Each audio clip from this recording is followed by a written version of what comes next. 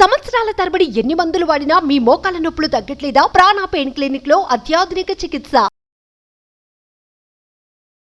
భావేన ముగ్ధచపలేన విలోకనేన మన్మానసే కిమపి చాపలముద్వహంతం లోలేన లోచన రసాయనమీక్షణేన లీలాకిచోరముపగూహితుముత్సుకోస్మి. భాగవత కథాసుధ 6వ భాగంలోకి వచ్చాం. శ్రీకృష్ణ లీలలు వింటున్నాం. మద్ది చెట్ల రూపంలో ఉన్న నలకూబర మణిగ్రీవులిద్దరికీ ఎలా శాప విమోచనం జరిగిందో విన్నాం. తర్వాత కథలోకి వెళ్దాం. అయితే ఏమైందట, ధాన్యానికి పళ్ళమ్మే ఒక స్త్రీ వచ్చిందట. అంటే ఎంత ధాన్యం ఇస్తే అంత ఆ డబ్బా నిండా డబ్బా నిండా ధాన్యం ఇస్తే ఆ డబ్బాడు పళ్ళు ఇస్తుందన్నమాట. ఈ కృష్ణుడు ఆమెను గమనించి ఏం చేశాడట, చిన్న చిన్న చేతులతో దోసెల నిండా పట్టి ధాన్యం పట్టుకొచ్చాట. ఆమె ఆ చేతులు చూసి మురిసి చోట పడిపోయింది. నల్లని చక్కని సౌందర్యవంతుడైన పిల్లవాడు వాడి ఎర్రని చేతులు పైగా ముద్దుగా పట్టుకొచ్చి ఇవ్వటం సంతోషపడి ఏం చేసిందట, పిల్లవాడి దోసిలి పట్టనన్ని పళ్ళు కృష్ణుడికి ఇచ్చిందట. కాసేపు అయ్యాక తల మీద ఉన్న గంప బరువులో తేడా తెలిసింది ఆమెకి. ఏమిటో గంప తేడాగా ఉందని చూస్తే అందులో కృష్ణుడు ఇచ్చిన దోసెడు ధాన్యం లేదట. ధాన్యానికి బదులు గంప నిండా అమూల్యమైన రత్నాలున్నాయట. కృష్ణుడి పట్ల కొద్దిపాటి ప్రేమ ఆపేక్ష చూపించినందుకంటే ఆ మురిసిపోయినందుకు ఆమెకి అంత భాగ్యం కలిగిందట. కొన్నాళ్లకి ఇలా జరుగుతూ ఉండగా గోకులంలో పెద్దలందరూ సమావేశమయ్యారట. వాళ్ళందరిలో పెద్దవాడు ఉపనందుడు. ఈ నందునికి తండ్రో తాతో అయ్యుంటాడు బహుశా. ఈ ఉపనందుడు ఏమన్నాడంటే, ఎప్పుడు ఏం చేయాలి అంటే నందవ్రజంలో చేయవలసిన పనులు చేయకూడని పనులు ఏం చేయాలి అనేది నిర్ణయిస్తారు, కుల పెద్దలే మాట్లాడతారు అవన్నీ. ఆయన ఏమన్నాడు, మన నందుడికి లేక లేక ఒక కుమారుడు కలిగాడు. అతను పుట్టిన తర్వాత మన సంపద విపరీతంగా వృద్ధి చెందింది. ఆవులకి లేగదూడలు కవల పిల్లలు కూడా పుట్టినాయట. సంపద విపరీతంగా వృద్ధి చెందింది. పాలు పెరుగు వెన్న విపరీతంగా అమ్ముడవుతున్నాయి.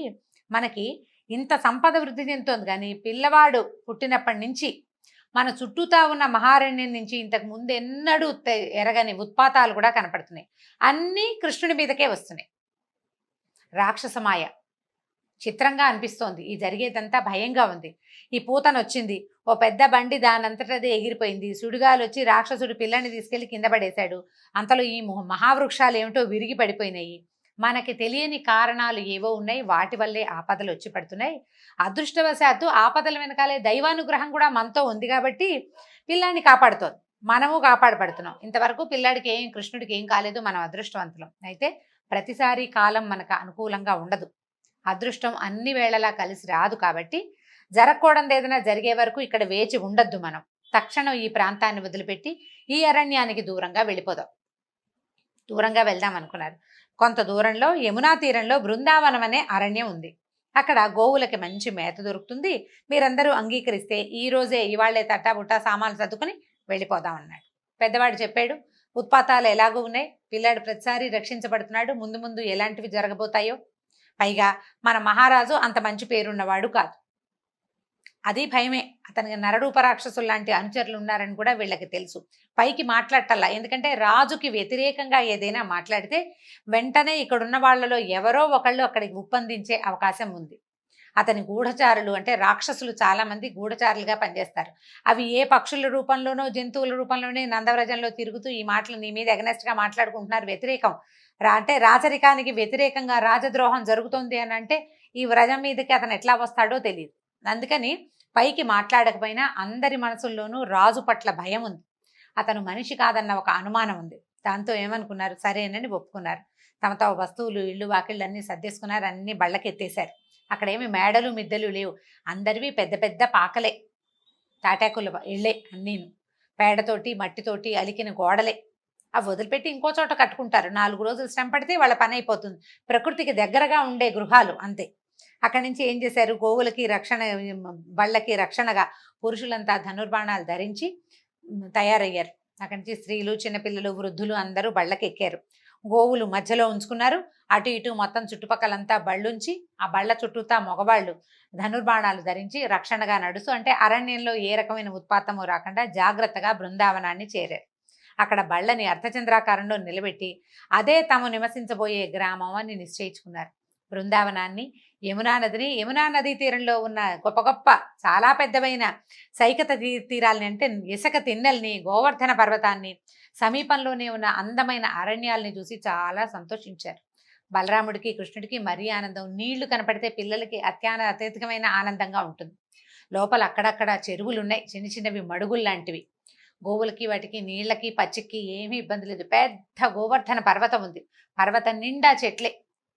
ఎంత వన్య సంపదో, చాలా ఆనందించారట.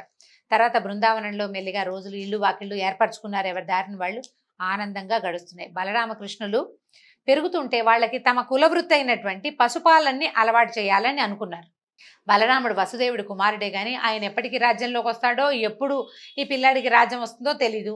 తమ పిల్లాడు ఎలాగో తమ పిల్లాడే కదా, తమకు పుట్టిన పిల్లవాడు తమ వృత్తే చెయ్యాలి. కాబట్టి ఏమనుకున్నారు, కుడి ఎడమగా దగ్గరగా ఒకే వయసున్న పిల్లల్ని ఒక 5-6 పట్టాడు. మొత్తం అందరి చుట్టుపక్కల అదే వయసున్న పిల్లలకి ఏం చేశాడు, చిన్న చిన్న లేగదూడలను అప్పచెప్పి లేగదూడలను మేపుకొచ్చే పని చెప్పాడు. పొద్దున్నే లేచి సద్దన్నే మూట కట్టుకుని ఓ బెత్తాలు తలా ఒక కర్ర పట్టుకుని దూడల్ని దగ్గరలో ఉన్నది, ఎక్కువ దూరం పంపేవాళ్ళు కాదు, చిటి పిల్లలు కదా అందరు చిన్న చిన్న పిల్లలు, అందుకని దగ్గరలో ఉన్న అడవికి తోలుకెళ్ళి సాయంత్రం వరకు మేపాలి. తర్వాత అన్ని దూడల్ని క్షేమంగా తీసుకురావాలి. వీళ్ళతో పాటు కొద్దిగా పెద్ద వయసు పిల్లల్ని కూడా అప్పచెప్పాడు. ఒకళ్ళిద్దరు పెద్ద పిల్లలు, మిగిలిన వాళ్ళు అటు ఇటుగా ఒకే వయసు పిల్లల్ని కొంతమందిని చేర్చాడనమాట. వీళ్ళకి హాయిగా ఉంది. ఈ ఇంట్లో ఉంటే అది ఎక్కద్దు, ఇది కొద్దు, ఇది పట్టుకోదు, ఇది లాగద్దు అని చంపుతారు అమ్మలు. హాయిగా అడవిలోకి వెళ్ళిపోతే ఏముంది, ఇప్పుడు పిల్లలు స్కూల్కి వెళ్ళడానికి ఇష్టపడ్డట్టు స్కూల్లో హాయిగా ఆడుకోవచ్చు. అందుకని వీళ్ళు అడవికి వెళ్ళి ఆ లేగదూడలతో తమ ఇష్టారాజ్యంగా ఆడుకోవచ్చని ఈ అబ్బాయిలిద్దరూ ఈ పనికి ఒప్పుకున్నారు. తర్వాత ఏమైందట, ఒకరోజు పిల్లలంతా ఆడుకుంటుంటే ఒక రాక్షసుడు వచ్చాడు. ఈ రాక్షసుడు ఎట్లా వచ్చాడంటే, వాడి పేరే వత్సాసురుడు. ఒక గోవత్సంగా మారిపోయాడు. చిన్న ఆవు దూడ రూపంలో దూడల మందలోకి చేరిపోయాడు. ఎవరికి తెలియకుండా అన్న అన్న చూడరా అని అన్నయ్యకి చూపించాడు. చూపించేసరికి వాళ్ళ బలరాముడు సరే పర్వాలేదు దీని సంగతి చూడాలనుకున్నారు. కృష్ణుడు ఏం చేశాడట, ఆటలో ఆడుకుంటూ ఆ దూడల మందలోకి వెళ్ళాడు. వెళ్ళి ఏం చేశాడంటే, వెనక కాళ్ళు రెండు పట్టినట్టు ఈ దూడ చూడండి రా ఎంత బాగుందో అని అందరికీ చూపించాడు. అందరూ చూస్తుండగానే ఏం చేశాడు, ఈ వెనక కాళ్ళు రెండు పట్టుకుని వేగంగా గిర గిర గిర గిర తిప్పేశాడట. ఈ తిప్పుతూ ఉండగానే వాడి ప్రాణం ఎగిసిపోయింది, పట్టేశాడు. ఇంత గట్టి పట్టు, అది మామూలు చెయ్య.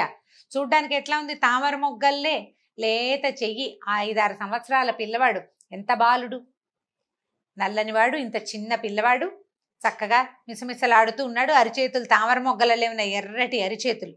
ఆ చేత్తో మొదట పట్టుకున్నప్పుడు మెత్తగా ఉంది, తర్వాత తెలిసింది అందులో వజ్రం కంటే కాఠిన్యం ఉంది ఆ చేతిలో.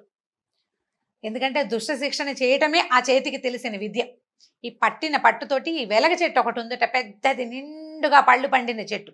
ఆ వెలగ చెట్టుకేసి కొట్టేసరికల్లా ఏమైంది, ప్రాణం పోయింది. ఈ తగిలినగానే వెంటనే అతని నిజ రూపం బయటపడింది. మరణించేసరికల్లా రాక్షసులకి నిజస్వరూపం వచ్చేసింది. అంతకుముందు వాళ్ళు కావలసిన ఇచ్చారూపధారులుగా ఉంటారు, కానీ మరణించంగానే వాళ్ళు మహాకాయం బయటపడుతుంది. అయ్యో, వెలగ చెట్టుకి తగలటం దూడ రూపంలో తగలలేదు, ముందే ప్రాణం పోయింది ఈయన చేతిలో ఉండగానే. ఇక్కడి నుంచి అక్కడికి వెళ్ళే లోపల ఈ మహాకాయం బయటపడి ఈ మొత్తం ఈ వెలగ చెట్టు మీద ఉన్న పళ్ళన్నీ కిందకి రాలిపోయినాయట. ఈ లేగదూడ రూపంలో వచ్చిన మహారాక్షసుణ్ణి, ఈ వత్సాసురుణ్ణి వధించినందుకు దేవతలు పైనుంచి పుష్పవృష్టి కురిపించారట. అంటే సన్నటి రవ్వగా వాన పడి ఉంటుంది, ఒక జల్లులాగా.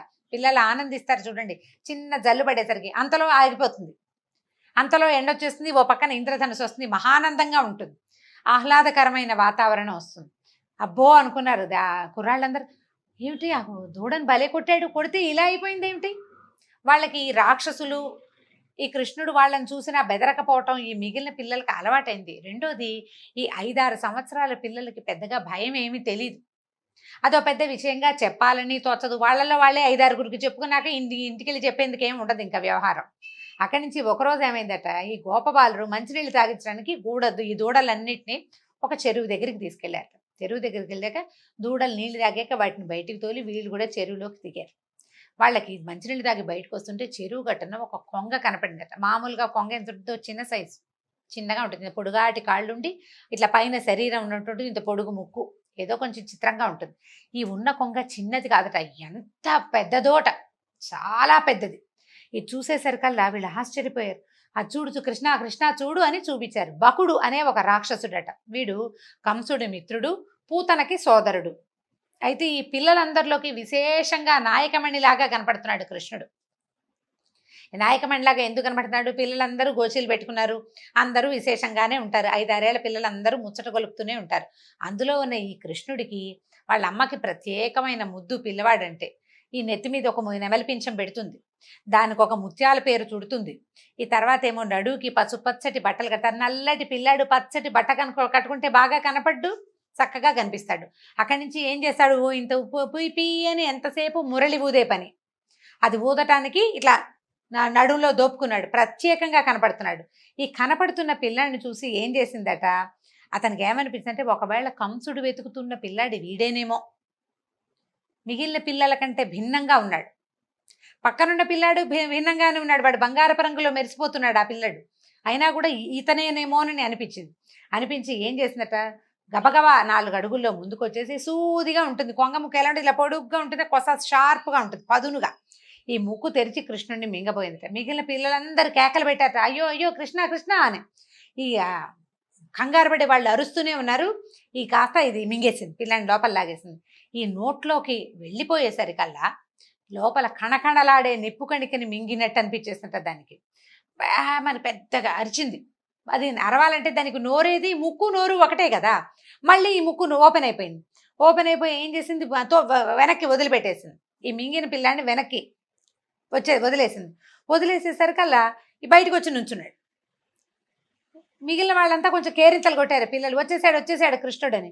తనంత గట్టిగా అంత పదునైన ముక్కుతో పట్టుకుని లాగినా కూడా ఏమీ కాకుండా వసివాడకుండా నిలబడిన కృష్ణుడిని చూస్తే కోపం వచ్చి ఏం చేశాడట, ఈసారి ఒక్క ఎగురుతోటంటే అప్పుడు నడుస్తూ వచ్చింది కాస్త పైనుంచి కొంచెం పైకి ఎగిరి ఇట్లా ముక్కుతోటి నోటితోటి మింగడానికి మీదకి వచ్చిందట.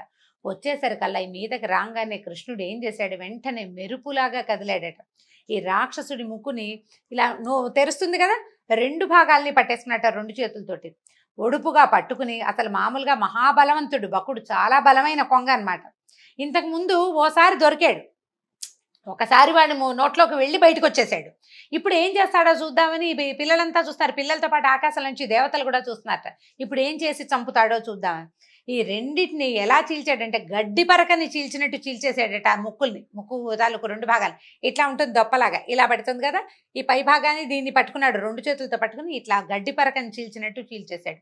ఈ ఒకసారి చీల్చేసరికల్లా ఈ భయంకరుడైన రాక్షసుడి వధని దేవతలు ఆనందంతో తిలకించారట. ఆకాశం నుంచి తప్పెట్లు మోగించిన శబ్దం వినపడిందట. నందనవనంలో విరిసిన మల్లెపూల వర్షం లాంటి వర్షం కురిసిందట. బాలురంతా కావలించుకున్నారట, అబ్బో భలే చేసావు, ఎంత బాగా చేసావని.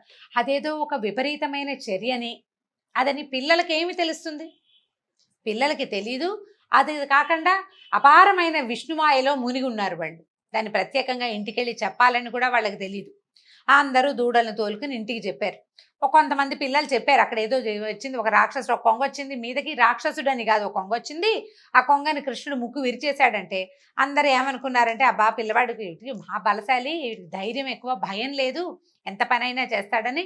అసలే అతనంటే ప్రత్యేకమైన ప్రీతి పిల్లాడంటే, ఇంకా విశేషమైన ప్రేమతోటి ఎంత బాగానో మెచ్చుకున్నారట. గర్గాచార్యుల వారు మహాత్ముడు, ఋషివాకు ఎప్పుడు అసత్యం కాదు, ఆయన చెప్పాడు. ఈ బాలుడు ఎంత బాలుడు, కొండలంతేసి రాక్షసులను కూడా చంపేయగలుగుతున్నాడు, వాళ్ళు దాడి చేయటం ఏంటి, వీళ్ళు మరణించడం ఏమిటి, ఆయన చెప్పినట్టే జరుగుతోంది, అంతా దైవలీల అని భావించాడు నందుడు. పిల్లాడికి మాత్రం నాయన జాగ్రత్త, బలరాముడికి ఎప్పుడూ తమ్ముడిని కనిపెట్టుకుని ఉండాలని బోధించేవాళ్ళు. నిరంతరం తమ్ముడు వెనకాలే ఉండాలి, తమ్ముడు వెనకాల కాదు, తమ్ముడు కింద ఉండేవాడు, ఎప్పుడూ వెనకుండటమే ఆయన పని, ఆయనకు రెండో పని లేదు పాపం. ఒకనాడు ఏమైందట, మిత్రులతో కలిసి అడవిలో గడపాలనిపించింది, ఆడుకుందాము, అందరం అడవిలోనే ఉందామని చెప్పేసరికల్లా సరే వీళ్ళేమనుకున్నారు, సూర్యోదయం అవగానే మొత్తం ఉన్న బాలుడంతా అక్కడ నందవ్రజంలో ఉన్న చిన్నపిల్లలంతా చద్ది మూటలు, వేణువులు, దూడల్ని అదిలించుకుంటూ బెత్తాలు పుచ్చుకుని అడవిలోకి చేరిపోయారు. జట్లు కట్టి ఆడుకున్నారు. కృష్ణుడు పరిగెడితే మిగిలిన వాళ్ళంతా పరిగెత్తి పట్టుకునేవాళ్ళు. కోతి పిల్లలు, అక్కడ కోతులు బోళ్ళనున్నాయి, అడవిలో జంతువులు ఉండవు, వాటితోటి కూడా ఇష్టారాజ్యంగా ఆడుకున్నారు. ఎవరు ఏ ఆట ఆడితే ఆ ఆట ఆడేడట కృష్ణుడు. జ్ఞానులకి బ్రహ్మానందమై అనుభవంలోకి వచ్చేది, శరణాగతులైన భక్తులు పరదైతమని ఆరాధించేది, అజ్ఞానులకి కేవలం మానవ బాలుడిగా కనిపించేటువంటి శ్రీకృష్ణుడనే పరబ్రహ్మంతో అనేక జన్మల పుణ్యఫలంగా గోపాల బాలుడందరూ ఆడుకున్నారు. తమతోటి వాడే తమవాడేనన్న భావంతో, భగవంతుడు అన్న భావన ఉంటే దూరం అయిపోతారు, ఆ భావన లేదక్కడ, మనవాడే మనతోటి వాడే. ఇక అట్లా పిచ్చాటలు పిల్లలు ఆడితే ఏముంది, చెట్లు ఎక్కుతారు, అవి ఎక్కుతారు, ఇవి ఎక్కుతారు, ఒకళ్ళ మీద ఉప్పు ఎక్కుతారు, కృష్ణుడి మీద ఉప్పు ఎక్కేవాడే ఒకడు, కృష్ణుడినే ఉప్పు ఎక్కించుకునేవాడు ఇంకొకడు. పిచ్చి ఆటలు ఆడేసుకున్నారు, రోజంతా ఆడుకున్నారట. ఇంతలో అఘాసురుడైనే ఒక రాక్షసుడు వచ్చాడట. వాడు ఎంత భయంకరుడంటే వాడి అమృతం సేవించిన దేవతలకి కూడా వాడంటే భయమేనట. అయితే వీడు పూతనకి బకాసురుడికి సోదరుడు. పూతన నందవ్రజంలోనే మరణించిందని తెలుసు అతనికి. అయితే ఎప్పుడైతే ఇక్కడ జరిగింది, బకాసురుడు మరణించాడని వార్తుంది, నందవ్రజానికి వెళ్ళమని కంసుడు కూడా అతనికి చెప్పాడు. అంతమంది పిల్లలు ఆడుకుంటూ ఉంటే ఒళ్ళు మండిందట, కడుపు మండిందనమాట రాక్షసుడికి. మిగిలిన వాళ్ళకంటే ప్రత్యేకంగా ఉన్న కృష్ణుడు కనిపించాడు. సో నా సోదరుణ్ణి వీళ్ళిద్దరిని చంపిన వాడు ఈ పిల్లాడే అయి ఉంటాడు. చనిపోయిన వాళ్ళ ప్రీతి కోసం వీళ్ళందరినీ ఒకేసారి మింగేస్తాననుకున్నాడు. చనిపోయిన రాక్షసులు ఇంకా కొంతమంది పోయారు. ఆ తృణావర్తుడు, శకటాసురుడు వీళ్ళంతా పోయారు. వాళ్ళ ప్రీతి కోసం ఏం చేశాడు, ఈ నోరంతా తెరిచి పెద్ద కొండ చిలువగా మారిపోయాడట. మొత్తం అడవంతా కొండ చిలువ శరీరమే ఉంది. నోరు తెరుచుకుని కూర్చున్నాడు. కూర్చునేసరికల్లా అది ఎంత పొడుగో, 2 క్రోసుల పొడుగుట, కొండంత లావు. పిల్లల దగ్గరికి వచ్చేసరికల్లా నోరు తెరిచింది. విశాలమైన రాజమార్గంలాగా కనపడుతోంది ఆ నోరు. పాము కదలకుండా ఉంది. అయితే వీళ్ళేమనుకున్నారు, అదేమిటో భలేగా ఉంది, అదేదో కొండగా భావించారు. అది సర్పమని వాళ్ళకి అర్థం కాలేదు. ఏమనుకున్నారంటే ఇది నోరు తెరిచిన కొండ చిలువలాగా కనపడుతోంది, ఈ కొండ అని భావించారు. దాని పర్వతం అనుకున్నారు. సరే ఇంత పెద్ద పాము ఉంటుందా, ఇదేదో కొండలో ఏర్పడిన గుహ అని చెప్పి ఏమనుకున్నారు, ఈ పాము నాలిక బయటికి లోపలికి సన్నగా కదులుతూ ఉంటుంది. దాని గాలి విడుస్తుంటే వేడుస్తోందట. వీళ్ళు ఏమనుకున్నారు, అడవిలో ఏదో కార్చిచ్చుంది, ఏ పక్కనో ఎక్కడి నుంచో వెచ్చటి గాలి తగులుతోందని భావించారు. చిన్నపిల్లలు వాళ్ళకేం తెలుస్తుంది పాపం. సరే ఏమనుకున్నారు, ఈ గుహలా కనపడుతున్నటువంటి సర్పం నోట్లోకి వెళ్దామనిపించింది. మళ్ళీ అనుమానం వచ్చింది, ఒకవేళ గుహ కాకుండా ఇది నిజంగానే ఏ రాకాసి కొండ చిలువ అయితే ఏం చేద్దాం అని భావించి వాళ్ళలో ఒకడు అన్నట్ట, మనకేం భయం రా, రాకాసి పూతాన్ని చంపేశాడు, బకాసుడిని చంపేసిన కృష్ణుడు మనతోటి ఉంటే మనకేం భయం, మనకే భయం లేదనుకుని చూద్దామనుకున్నారు. అయితే వీళ్ళ ఆలోచనలు కృష్ణుడికి తెలుసు. వాళ్ళు ఎవరెవరు మనసుల్లో ఏమనుకుంటారో, మనసుల లోపల ఎవరున్నారు, వ్యక్తుల లోపల ఉన్నవాడే భగవంతుడు. మన లోపల పెరిగే దీపమే భగవంతుడు. మనం ఎవరికి చెప్పకపోయినా లోపల వాడికి తెలిసిపోతుంది. ఆయనకి తెలుసు కృష్ణమూర్తికి ఈ సంగతి ఏమిటి, వీళ్ళు ఏమేమి ఆలోచించుకుంటున్నారు అని. ఈ బాలుళ్ళకి రాక్షస మాయ తెలియట్లేదు, ఇది రాక్షసుడని అర్థం కాలేదు. వాళ్ళకి తెలిసిందేమిటి, కృష్ణుడు నాడు మనకేం భయం లేదు, ఒకవేళ ఏదైనా అయితే కృష్ణుడు చూసుకుంటాడు అని నిశ్చింతగా ఉండటమే వాళ్ళకి అదే తెలుసు. అంటే భగవంతుడు కూడా మనం భగవద్గీతలో వింటాం, అనన్యాశ్చింతయంతో మాం ఏ జనా పర్యుపాసతే తేషాం నిత్యాభియుక్తానాం యోగక్షేమం వహామ్యహం అన్నాడు. అంటే నన్నే నన్ను నమ్మండి, నన్ను ఎవడైతే నమ్ముతాడో, వేరే చింత లేక నన్ను నమ్మేవాడికి వాడి యోగక్షేమాలు నేను తప్పకుండా చూస్తానన్నాడు. భగవద్గీత పెద్దవాడయ్యాక కురుక్షేత్రంలో చెప్పాడు. కానీ ఈ పసిబాలుడందరికీ కృష్ణుడున్నాడు, మనకి వీడే దిక్కని భావించారు. అతను ఉన్నాడు, ఆయనే చూసుకుంటాడని ఆ కొండలాగా కనపడుతున్నటువంటి సర్పం నోట్లోకి ప్రవేశించేశారు. వాళ్ళందరూ వెళ్తున్నారు ఒక్కొక్కళ్ళు లోపలికి. వీళ్ళేం చేశారు, దూడలతో సహా లోపలికి వెళ్ళడం మొదలుపెట్టారు. వాళ్ళందరినీ మింగేయాలనుంది వాడికి, కానీ బయట నుంచి ఉన్న కృష్ణుడు రావటం లేదని చూస్తున్నాడు. చివరికి చివరికి అందరూ వెళ్ళాక కృష్ణుడు ప్రవేశించాడు. సరే లోపలికి వెళ్ళేసరికల్లా, లోపలికి వెళ్ళంగానే కృష్ణుడి ఉద్దేశం ఏంటంటే, నా పైన నమ్మకం ఉంచిన వీళ్ళకి ఏమీ అవ్వకూడదు, నా కోసమని ఈ నోరు తెచ్చి వీళ్ళందరినీ మింగడానికి చూస్తున్నవాడు బతికుండకూడదు. రెండూ జరగాలంటే ఏం చేయాలి అని అనుకుని వాళ్ళందరినీ వెళ్ళనిచ్చి చివరిగా లోపలికి వెళ్ళాడు. ఈ లోపలికి వెళ్ళేసరికల్లా తన వ్యూహం ఫలించింది. తనకు కావలసిన కృష్ణుడు తన నోట్లోకి వచ్చేసాడని ఈ అఘాసురుడు నోరు మూసేసి మింగేపోయాడు. కానీ ఈ గొంతు నోరు మూసే చోట నిలబడిన కృష్ణుడు శరీరాన్ని పెంచడం మొదలుపెట్టాడు. ఈయన పెరుగుతూ ఉంటే గాలి ఆడదు, అది కొంచెం అట్లా కదులుతూ ఉండాలి. కదిలే అవకాశం ఏది, శరీరం పెరిగిపోతోంది. భూమి ఆకాశాలు ఆక్రమించగలిగిన పాదాలు కలిగిన స్వామి ఆయన ఎంత పెంచగలడు శరీరాన్ని. పెరుగుతూ ఉండేసరికల్లా గాలి లేదు, కనుగుడ్లు బయటకు వచ్చేసినాయట. గాలి ఆడక పాముకి ఇంకా పెరిగాడు, శరీరం సాగిపోయింది. శరీరం లోపల ఉండిపోయిన వాయువు వాడి శిరస్సును చీల్చుకుని బయటకు వచ్చి ఢామ్ అని పేలిందట ఈ సర్పం పెద్ద శబ్దంతో. ఆ అఘాసురుడు మరణించాడు. సర్పం ఉదరం నుంచి వెలువడే విషద్రవాల ప్రభావం వల్ల గోపబాలుడికి వీళ్ళకి ప్రాణం పోయిందండి. క్షణంలో కన్నుమూసేశారు. దూడలు, శిశువులు సమస్తమైన వాళ్ళు నా విషానికి. కానీ కృష్ణుడి చల్లని చూపులు సోకగానే, ఆయన కంటి చూపు సోకేసరికి అందరూ లేచి కూర్చున్నారు. అందరూ కలిసి బయటకు వచ్చారు. అయితే ఈ అఘాసురుడు మరణించగానే అతని శరీరంలోంచి ఒక జ్యోతి వెలువడి ఆకాశంలో ఉందిట. ఈయన లోపల నుంచి కృష్ణుడు బయటకు వచ్చేసరికల్లా ఆ జ్యోతి కృష్ణుడిలోకి లీనమైపోయేసరికల్లా అది ఎంత బాగా చెప్తున్నారో చూడండి. దుష్టులకి మోక్షం ఎప్పుడూ దుర్లభమైంది, దుష్టులకి దొరకదు మోక్షం. కానీ శ్రీహరిని స్పర్శించే భాగ్యం కలిగిన వాళ్ళ పాపాలన్నీ క్షణంలో నశిస్తాయి. ఇప్పటిదాకా ఈ ప్రతి రాక్షసుడికి మోక్షం లభించింది, పూతనతో సహా. భగవంతుణ్ణి స్పర్శించే అవకాశం లభించిన ప్రతి దుర్మార్గుడికి మోక్షం లభించిందట. ఈయన ఏం చేశాడు, అఘాసురుడి నోటిలో ప్రవేశించి అతని నాలుకని తొక్కి నిలబడ్డాడు. ఆ రాక్షసుడి భాగ్యం ఏమని చెప్తాం మనం, ఏం చెప్పగలం వాడి భాగ్యం? అందరూ చూస్తుండగానే అతని జీవుడు నిర్మలమైన జ్యోతిగా మారి పరమాత్మలో లీనమైపోయాడు. కృష్ణుడు తన 5వ ఏట చేసిన ఈ పరమాద్భుతాన్ని చూసిన ఆశ్చర్యపోయారట గోపబాలుడు. అందరికీ చెప్పాడు ఎంత విశేషంగానో. అయితే ఈ విషయాన్ని యశోదా తనయుడి 6వ ఏట చాలా విశేషంగా వర్ణిస్తూ అందరికీ చెప్పాడు అని శుకుడు అఘాసుర వధ వృత్తాంతాన్ని చెప్పాడు. అయితే ఇప్పుడు ఈయనకు చాలా అనుమానం వచ్చింది పరీక్షణ్ మహారాజ్. 5వ ఏట చేసిన లీలని 6వ ఏట ఎలా తెలిసింది? 5వ ఏట జరిగింది, 5వ ఏటే తెలియాలి, 6వ ఏట ఎలా తెలిసింది అని అడిగాడు. ఆ విశేషం ఏంటో రేపటి కథలో చెప్పుకుందాం. నమస్కారం.